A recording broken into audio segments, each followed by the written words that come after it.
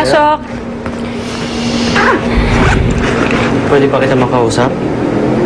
Ano tungkol saan? Alis ka?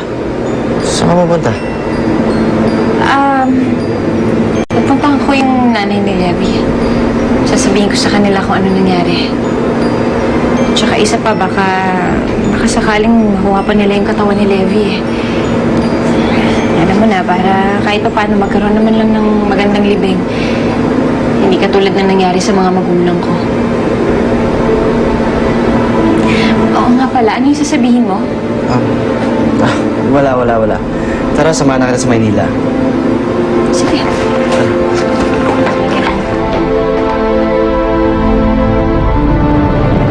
Pinilit nila akong pakasalan siya.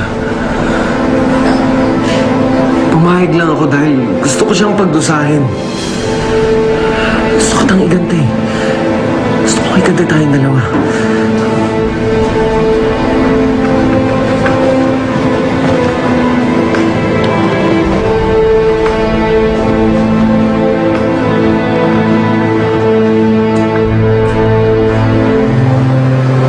Ito nang balak kong gawin.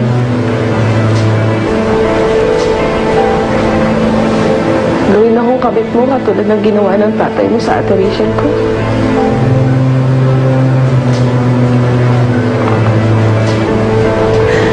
Kaya namatay si inay at si itay, di ba? Ganun yun eh.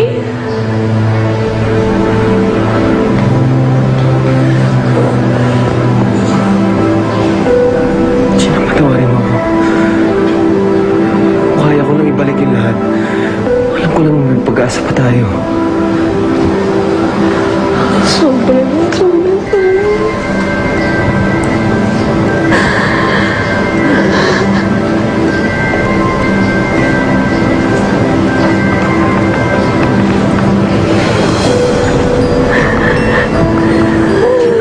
Mahal kita. Mahal kita.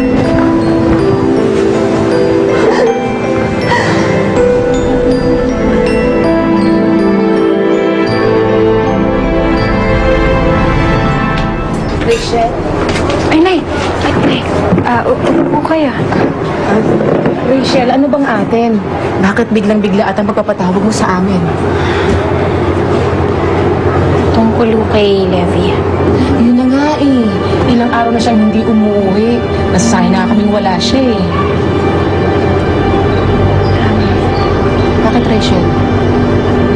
May problema ba?